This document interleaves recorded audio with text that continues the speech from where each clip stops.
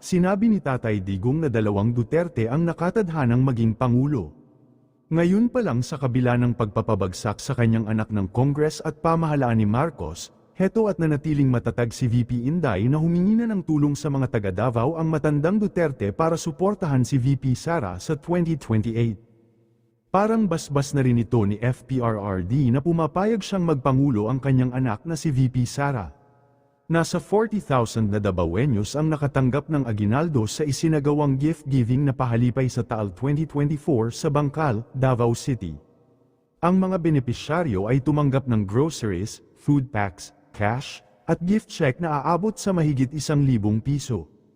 Ito ay taunang tradisyon ng pamilya Duterte bago pa man sila sumabak sa national politics. Akong mga minahal nga katawad sa Davao. Hain man ang akong mga kaigsuoran nga moro. Hain naman sila. Mana? Kumana mo? Lipay na mo? Kontento na. Nairapor si Inday, gidungagan ko na lang, mahapnan mo na. Tagsa kalibong na siguro. Nga katawad sa Davao. Hain man ang akong mga kaigsuoran nga moro. Hain naman sila. Mana? Kumana mo? Lipay na mo? Kontento na.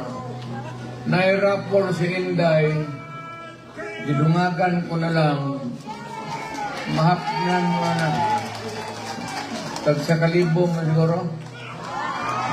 Tagsa kalibong. It's 100,000, so na 500,000 na.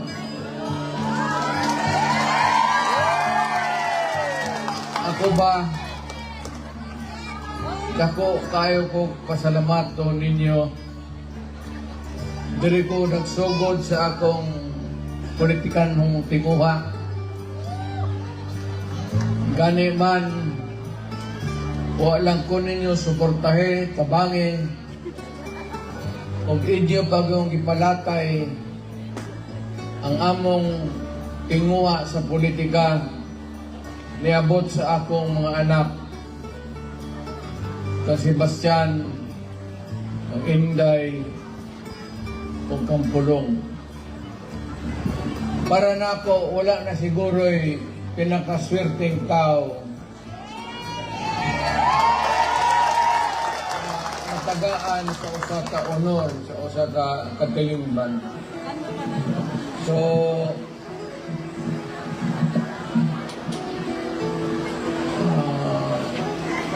sabay ako masulti nga, natanan naman ako masulti. Pero una sa tanan, nahibaw yun mong lihigugmat ang yun mo. Pero ay siguro, na mayor ko, na vice mayor, na congressman, na presidente, huwag na yun mo kalimti sa syudad sa Davao. Galing lang, tungod sa kadako sa akong trabaho, di ba nato maato po ang tanang hatag. Pero naninguha ang ko na yung ginagmay ng butang mahatag na ko ninyo. Ang pinakadako siguro mahambog ninyo ka ng Coastal Road. Bakit kayo? Muna among gasa, akong mga anak, sa ninyo, umadamlag o wala na may kalibutan, kaya mamatay magyutang tanan na masulti ninyo sa inyong anak ang pamilyang Duterte nga nagpuyo na ng istaal na nabaan kaluoy sa Diyos o man malumos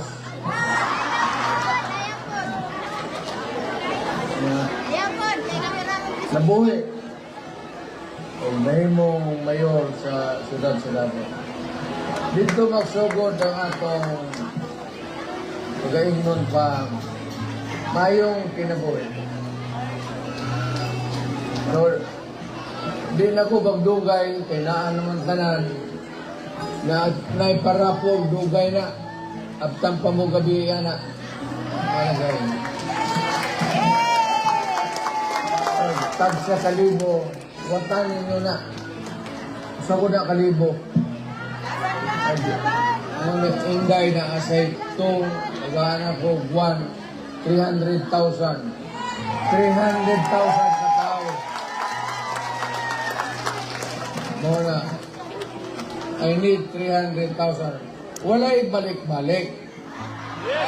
Kato na tagaan na, uli na namoy pambotos. Oh, yeah. Ano, para mabahin tan ka na. Oras tag bagsoon. Gani ba ya, pagtarong mo kay ako ramay mudagan pagkabayor na po.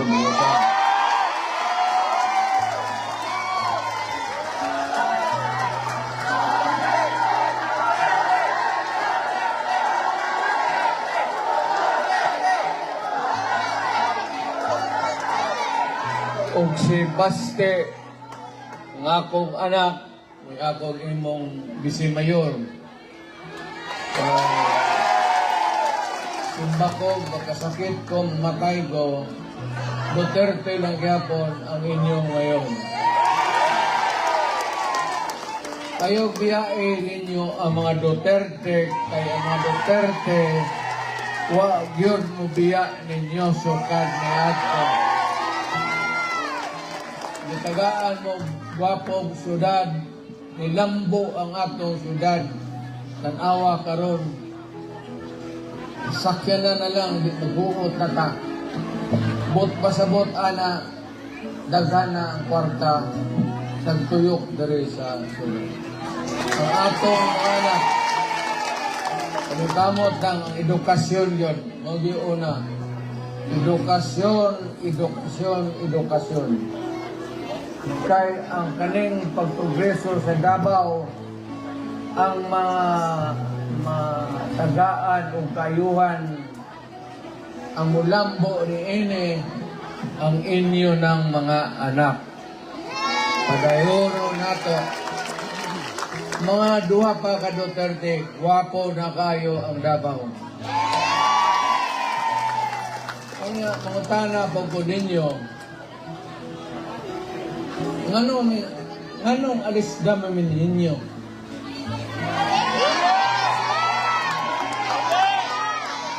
Wa kami makasa lidyo. Wa malimurakot. Trabaho lang tanan para sa katalimban. So, muna'y timan-in ninyo, magikan sa akong amahan ni atong gobernador, napasa na ko sa akong mga anak.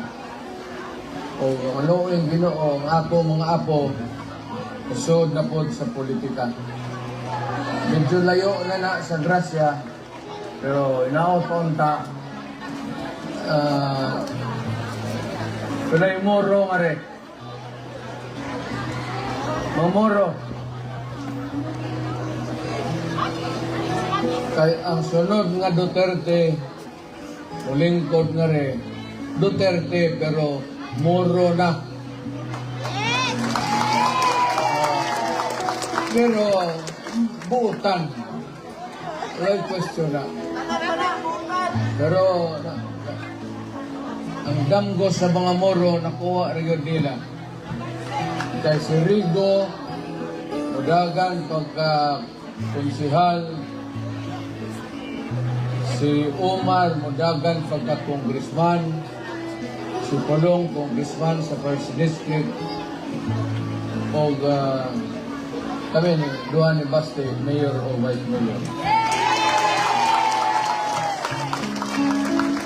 Mulipas man ang kanan, usaka man yun ang mga batanon, mabot yun ang panahon, nga ang Duterte nga ni Duterte pero mga muro na ug maayo na karon gwapo ang pagkadagod sa Davao. Karon ang mga muro sa Mindanao walay masulti ka nato. Kaning mga bataa di mo madlok ani ayaw mo kagool kay ang batasan ana batasang Bisaya na. Muna akong sulti kaninyo duway-dugay naman kung makasud anang akong balay na among balay ni atong nabahaan. Akong gihagat si Inday bisita lang ang kadiyot dito agi kuana nang kahit daw kamingaw sa lugar DB at one time sa among kinabuhi kuyo ibahaan hapit mamatay pero mo yun na ana ang dagan sa kinabuhi. Karon may balay Miss Bukid problema basig muwagsa po magkalugdog pero ako nag-ampo kung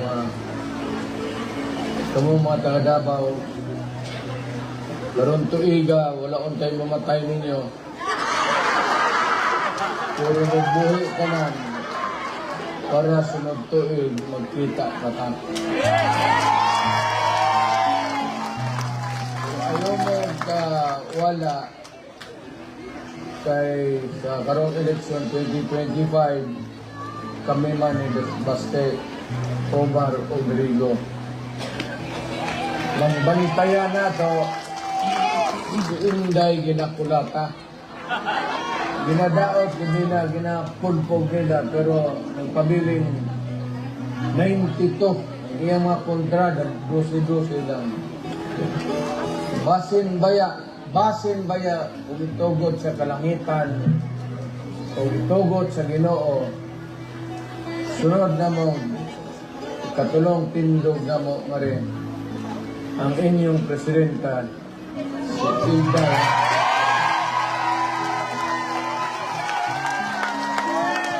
Inday, Inday, Inday, Inday, Inday, Inday, Inday, Inday, Inday. Presidente, ngayon na lang, nakaduwa mo ka Duterte, umulo ay Ginoo. Ano na nga? Malipayo na ba na? Malipayo nga.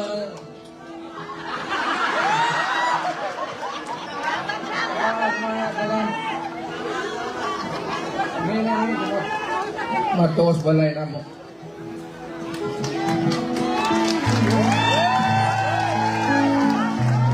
Para sa pagbabago